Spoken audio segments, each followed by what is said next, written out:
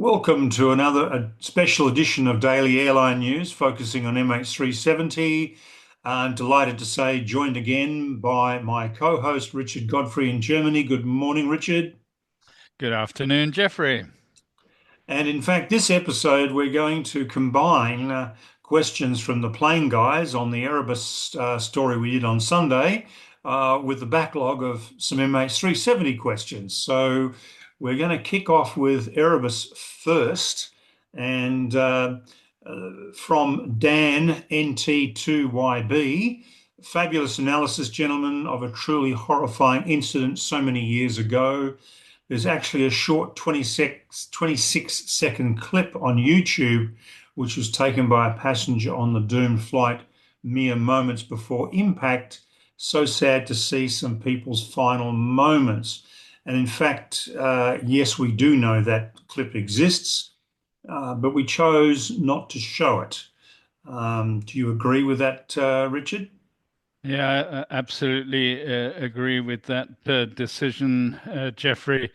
Uh, there's one thing to go into the factual evidence of a crash, but you have to also be sensitive to the relatives left behind and the trauma that they have been through over the years. And that's true of Erebus, and that's true of MH370, and true of many other crashes. So I think we should limit what we show.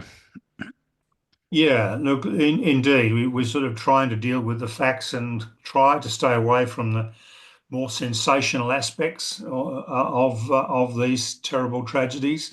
And as you say, Richard, sensitive to the relatives left behind. So yeah, but yes, it is out there. Nick Sharp 74 says it must be up there as one of the best episodes you have done. Oh, that's nice, Nick. Thank you. I recall hearing about the disaster at the time, but with no internet in those days, information came from the national newspapers and the BBC ITV News. I have flown Air New Zealand some 30 years later and fully agree they are one of the safest and most professional airlines in the world. The YouTube videos with Jeffrey was referring to are indeed well worth watching, and one can clearly see why the state would want to cover things up. I guess consideration must be given between the MH370 disaster and the Erebus disaster, with both being state-owned airlines at the time, could lead to certain information not being disclosed. We agree with you, Nick. Richard, your thoughts on that? Yeah, we've mentioned a number of times the role of the ICAO, and I think it's worth mentioning again that our view is that disputed investigations, and especially when the government owns the airline in question, so talking about Airbus or talking about MH370, the ICAO should get themselves involved in taking over any disputed investigation. There's still information being withheld by the Malaysian government, Malaysian Airlines, the Royal Malaysian Air Force, and information they've received from other countries, which they're not passing on. When the current Prime Minister Anwar Ibrahim was the opposition leader, he called for a royal commission and an independent inquiry into MH370. Now he is the Prime Minister. He seems to no longer be interested in an independent inquiry or royal commission. In fact, it seems that he's no longer interested in a full release of the civilian and military information held by different Malaysian organizations. And we've said several times on this program, we question whether there is a full support for a new underwater search by Ocean Infinity. So, a lot of open questions in the investigations ongoing. Yeah. Now, Samurai Warriors Unite. Great job as always, gentlemen. I was wondering what other air disasters of the past do you feel governments are covering up for whatever reason. So I've sort of written down a bit of a list here, Richard. Of course, Silk Air, we've covered that. The Ethiopian MAX crash, and that's going to probably astonish a few people. That's the Boeing MAX crash. The investigators left out a lot, which was then, and they refused to add in the parts that were left out. The French BIA investigating team and the French were involved because the engines on the MAX CFM International, which is a joint venture between SNECMA of France and GE of America. So the French are involved, and in fact, the Ethiopians sent the black boxes to the French, to BIA, to be analysed. And when the Ethiopians refused to put all the stuff in that had been left out, the French took an unprecedented step and they published it on their website and they put out a press release saying that a whole lot of stuff had been left out. The same with the Lion Air Max crash. There was a multitude of failings on the behalf of Lion Air, a multitude of failings. And while one or two were put in the report, many were left out. And so the crash report was really a cover up. And the problem with those cover ups is that some of the real problem issues simply are not addressed. They're left out completely, or they're not highlighted. They're on page 350. No one ever gets that far, and so the media doesn't cover it. So that's just three that I know of, and there are many more. How about you, Richard? Yeah, I was just going to mention our next plane guys Mm, investigation, the China Eastern airline, which took an almost vertical dive and has not been reported finally by the Chinese authorities. They should have reported by now. The usual timetable has come and gone. And we're going to be taking a look at that on the coming Sunday. So, yeah, we have a list of those investigations that we want to cover, and we will get to them one by one. yeah. And I should just quickly circle back on the Ethiopian and the MAX crash, the Lion Air crash. Yes, there were faults from Boeing, no question about that. But there was lots and lots left out of these crash reports. Now, West Aussie 2006, yet another glaring reason why ICAO should be involved in the investigations.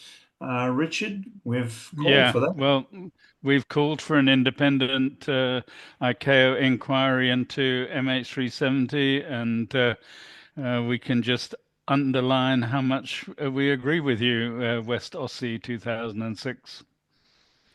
Yeah, and still on the Erebus crash, many of you noted that you knew somebody or knew of somebody who knew somebody who was on that terrible tragedy, and also you talked about the impact on New Zealand society. It was indeed a devastating thing for New Zealanders.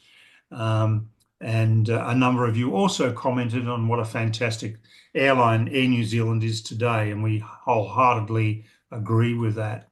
So MH370 questions. Paul Sirik, 8662. Gentlemen, another informative session. Well done.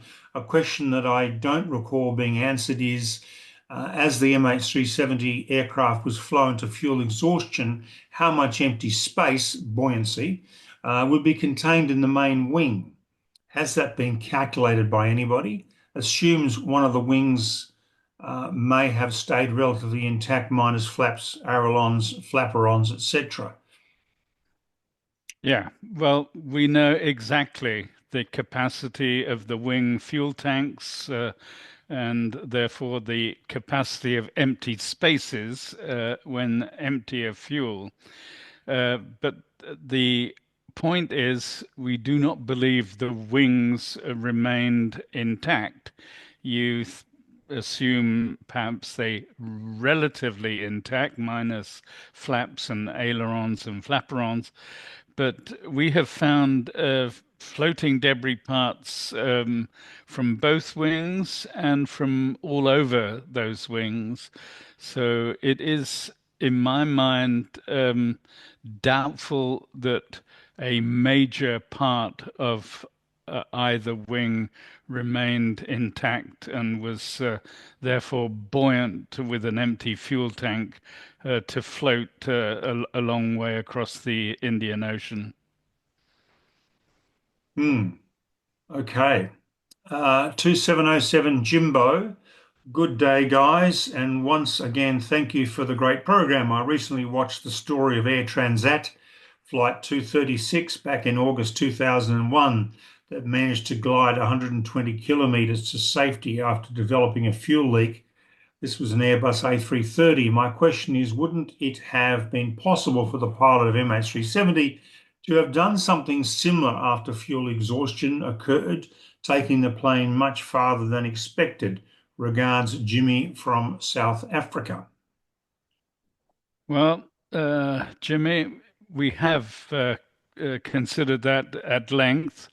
The possibility that MH370 recovered from the steep dive at 001937 UTC after fuel exhaustion, which was indicated by the satellite data. And Boeing did a number of end of flight simulations, which we've gone into. And it is quite possible that there was a recovery from the steep dive and a glide up to 110 nautical miles, which is 204 kilometers. Mm, So the Whisper analysis shows a crash location up to 48 nautical miles from the seventh arc. That's the last point where we have whisper detections, and we believe we can detect an aircraft all the way down to the surface of the ocean. We're showing a screenshot of that crash location chart. So, yeah, 48 nautical miles is a lot further than has been searched up until now, wide of the arc. And if we don't find it there, then maybe we need to go out up to 110 nautical miles from the arc. So you're quite right to point out the air transit flight 236 case and its implications for MH370. yeah, now the next one is from Gripping Yarns UK. Obviously a Michael Palin fan, and so am I. Great series. Great work, guys. Thanks so much for keeping this in the public eye and giving the families hope. A question, if you please. We know the position of Air France plane in the Atlantic.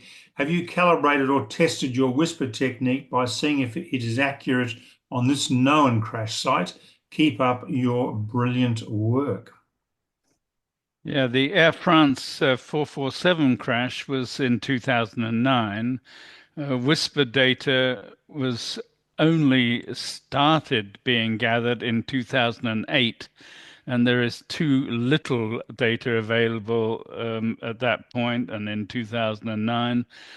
By 2014, for MH370, there's just about sufficient whisper data to be helpful in detecting and tracking an aircraft. Meanwhile, we've tested Whisper with thousands of other flights during the last 4 years where there's a huge amount of data available meanwhile. But unfortunately, 2009, there wasn't.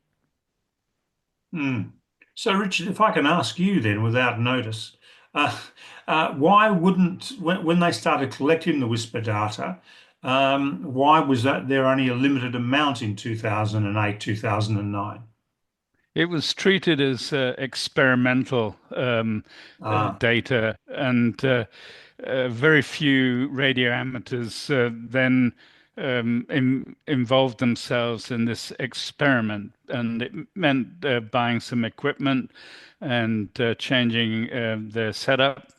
So there was a bit of a investment involved, and obviously time investment Sure. involved. So it took off, and meanwhile, it's incredibly well established, and there are thousands of Whisper radio amateurs with the additional equipment and regularly updating the WhisperNet database. So, All there right. there are millions of signals meanwhile in that database. Sure. Okay. Thank you. Scott Crawford, 4148. Will your peer review paper be published in the Journal of Navigation? This is the next one coming up. Yeah, we are initially targeting another journal, the Institute of Electrical and Electronic Engineers, IEEE, and they have a subcategory antenna and wireless propagation letters, which is, in our view, the appropriate academic forum for Whisper, which is all about wireless radio propagation. So that's the journal we've contacted, and they're willing to accept a paper from us for review. That'll be happening in the next 2 to 3 months. Fantastic. Can't wait for that. Okay. Whisper Curious. Oh, it's an interesting name of this viewer.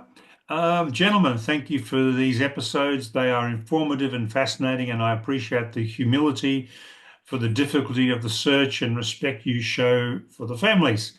Question: has any thought been given to the idea that both pilots could have been involved in this disappearance? I ask only because such a scenario would seem to significantly reduce complications at the outset of the diversion, as well as help explain how the plane could have been flown without autopilot for so long, as such a task would have been incredibly difficult both physically and mentally. Has there been any evidence to rule this out? While it would seem unfathomable, the entire mystery itself is unfathomable.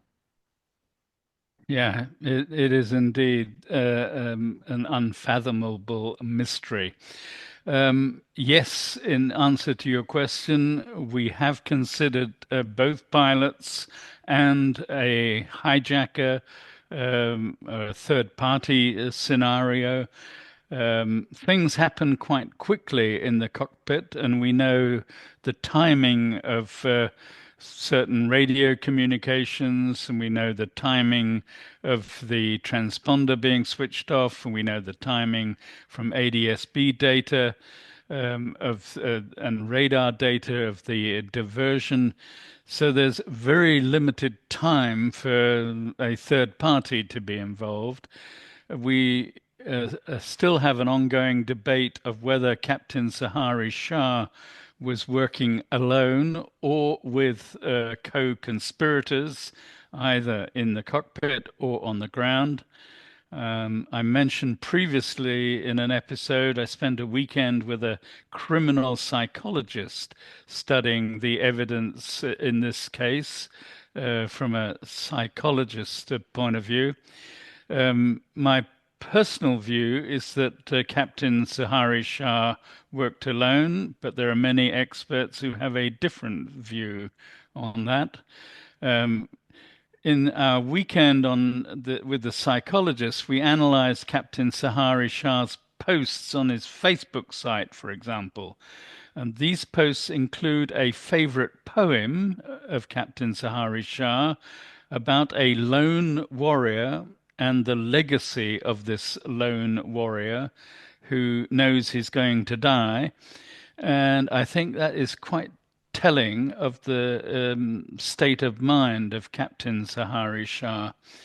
The standard approach in a criminal investigation is to consider means, motive, and opportunity.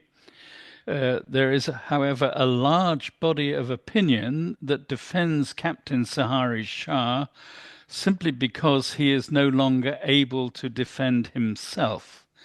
Now, if we are not allowed to question means, motive, and opportunity, I wonder how we are going to solve this case, Jeffrey.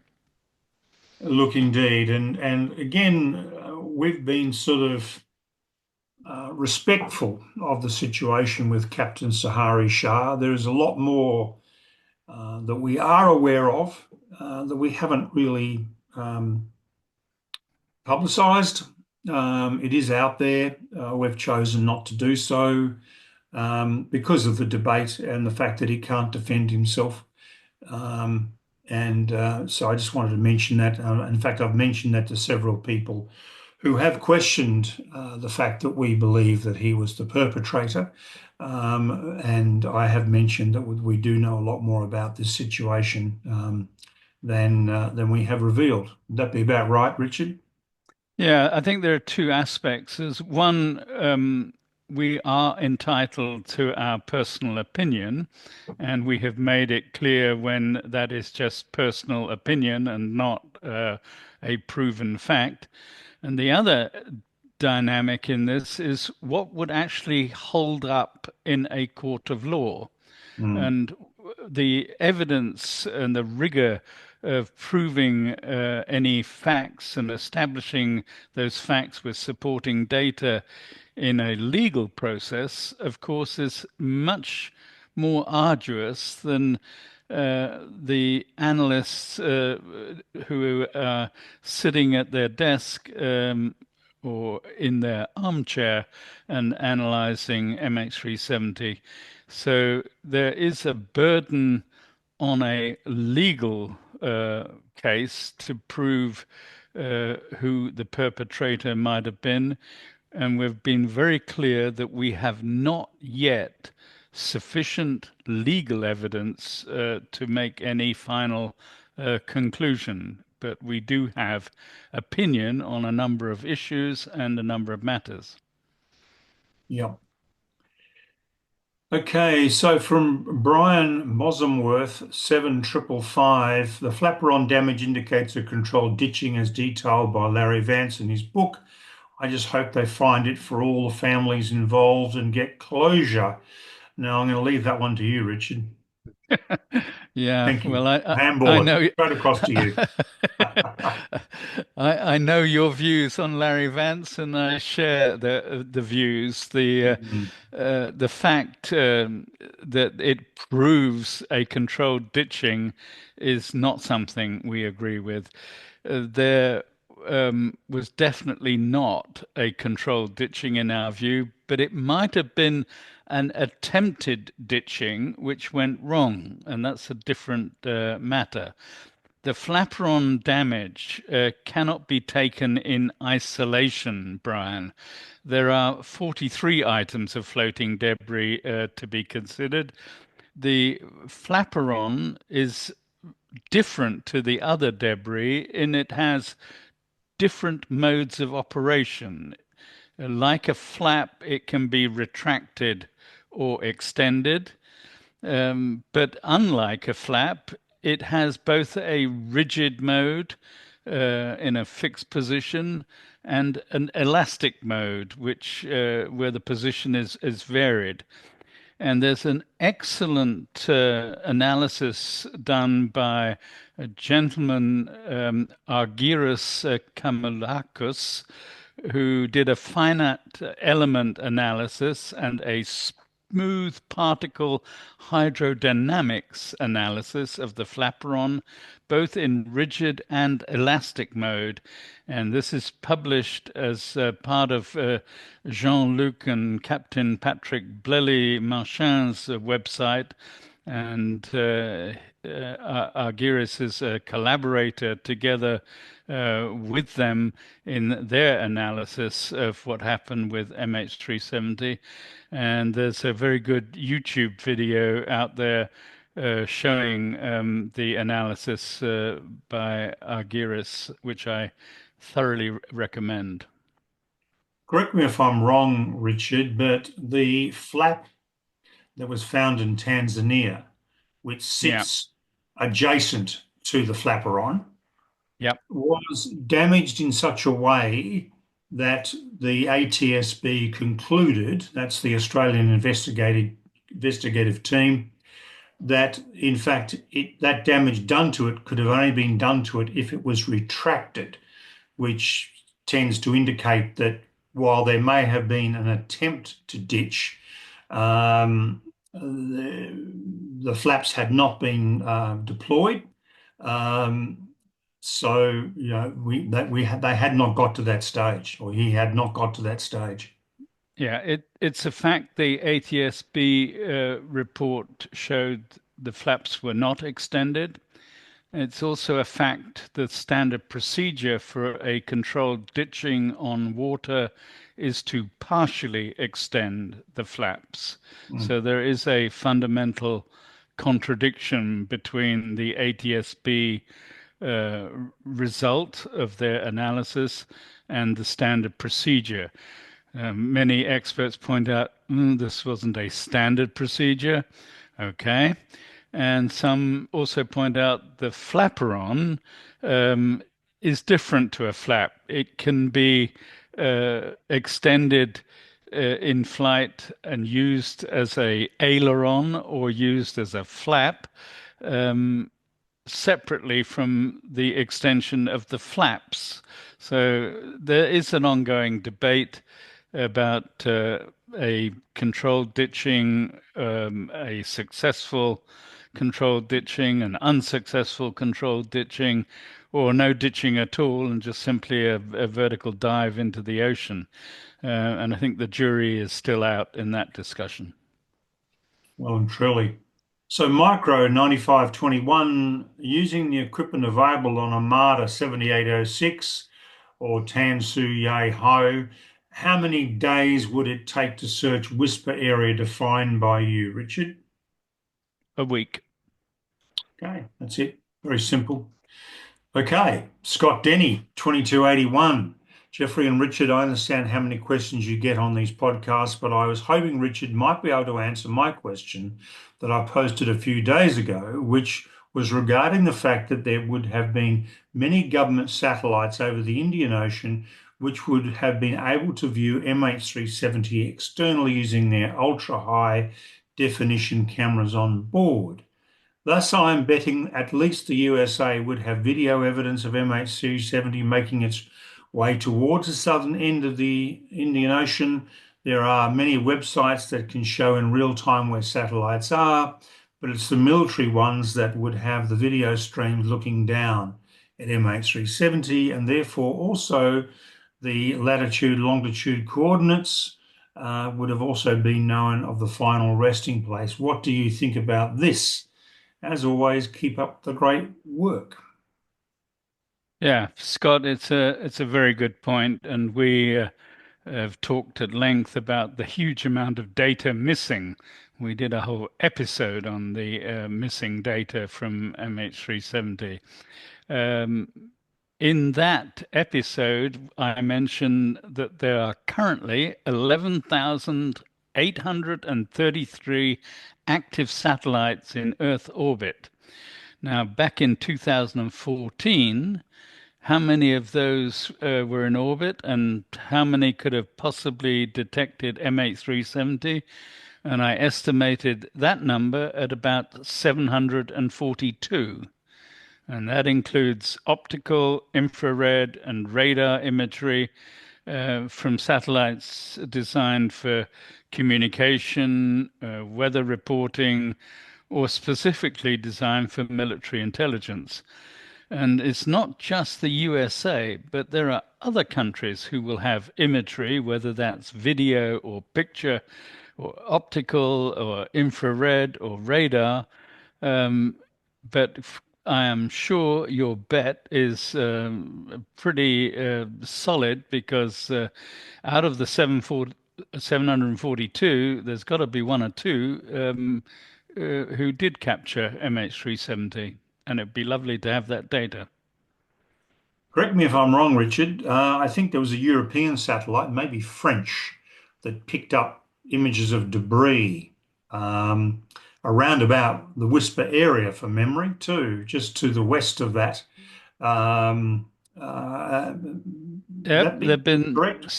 several satellites. The one you're referring to from the French space organization CNES, That's it. but there've been satellite imagery from Japan, from Thailand, from other providers. So, yeah, plenty of data that has been shared, but there's far more that hasn't been shared. So, Scott, I'll try and find that image of that bit of that taken by that French satellite. And if I'm successful, you'll be looking at it right now. Yeah. So that's Richard. That's all we've got time for today. We're running out of time again. So look, thank you for all your work and your time. I know you've got other very exciting projects underway at the moment, and I do appreciate your time with this.